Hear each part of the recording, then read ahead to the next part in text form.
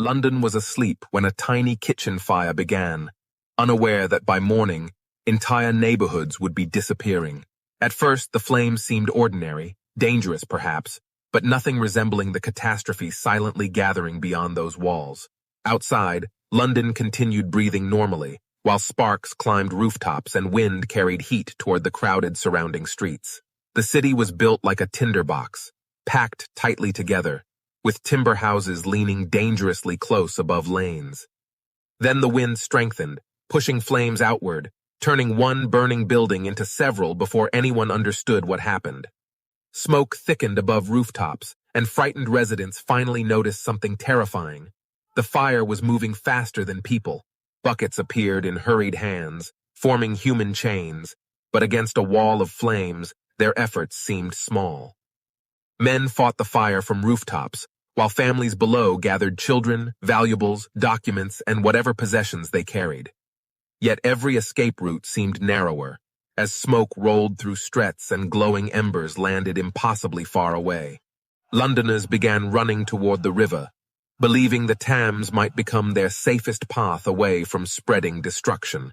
Behind them, entire rows of houses crackled together, creating a continuous furnace that consumed streets faster than expected. Then came a horrifying realization. This was no longer one fire, but hundreds of fires advancing through London.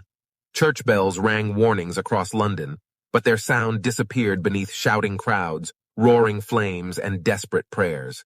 As flames multiplied across London, the city's defenders faced a terrifying question. Where could they fight first now? But the flames leaped across the gap, proving even desperate defenses could not stop their advance that night.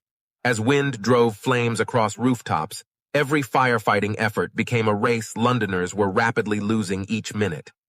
As the fire crossed every barrier, Londoners realized the city itself was becoming impossible to defend or save.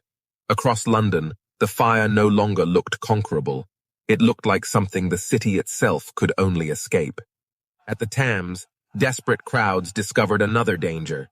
The river was filling with people fleeing the burning city. Boatmen pushed deeper into the river, while London burned behind them, turning the Thames into a trembling mirror. Authorities began considering desperate measures, because stopping the flames required destroying buildings before the fire could reach them. Entire houses were pulled apart, creating empty spaces that might finally deny the advancing flames their next destination. But destruction created another nightmare, as thousands of displaced people crowded roads, fields, churches, and riverbanks carrying belongings. Rumors spread rapidly through frightened crowds, and suspicion became almost as dangerous as the fire itself everywhere around. Foreigners, outsiders, and strangers were accused of starting the catastrophe, while exhausted officials struggled desperately to control panic. Meanwhile, the flames kept moving, indifferent to accusations, authority, wealth, or desperate prayers rising from every corner around. Smoke turned daylight strange and dim, while the sky above the city glowed with a terrifying orange reflection overhead. People climbed higher ground to understand the disaster, only to discover that the burning city stretched endlessly outward. Night returned, but there was almost no darkness left, because London itself had become a source of light. Thousands now faced the same impossible decision: stay near their homes or abandon everything before escape became impossible. Carts jammed the roads, animals panicked, possessions spilled everywhere, and frightened families struggled to move through the chaos.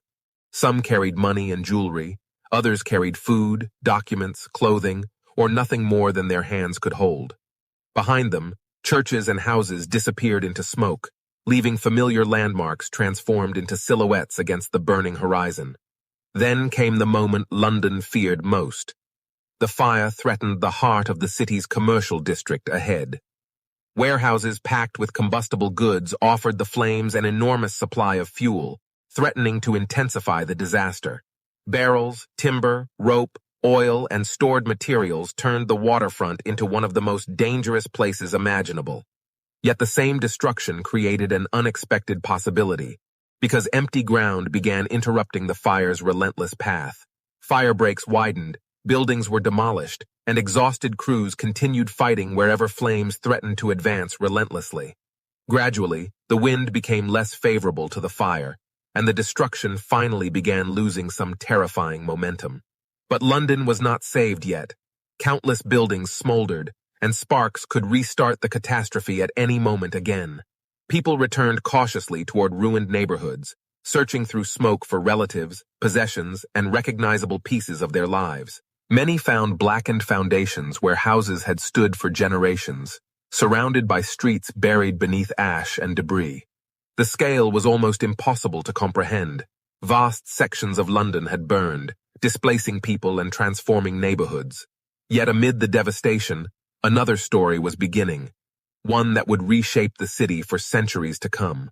The destroyed neighborhoods could no longer simply be rebuilt as before, because London now faced an opportunity to change. New planning ideas emerged, including wider streets, stronger construction, and attempts to reduce vulnerabilities that had made catastrophe possible. Brick and stone increasingly replaced timber, slowly changing London's appearance as rebuilding transformed its devastated landscape steadily. For them, the Great Fire was not history yet. It was hunger, homelessness, grief, and an uncertain tomorrow.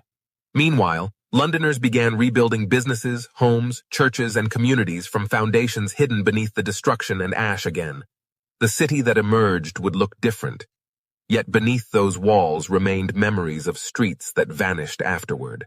The answer lies partly in architecture, density, weather, human decisions, and a city dangerously prepared to burn.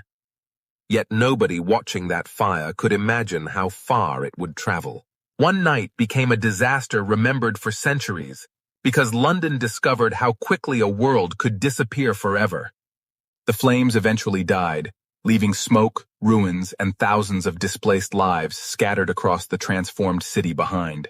And when daylight finally revealed the devastation, Londoners were forced to confront something impossible. Their city was gone.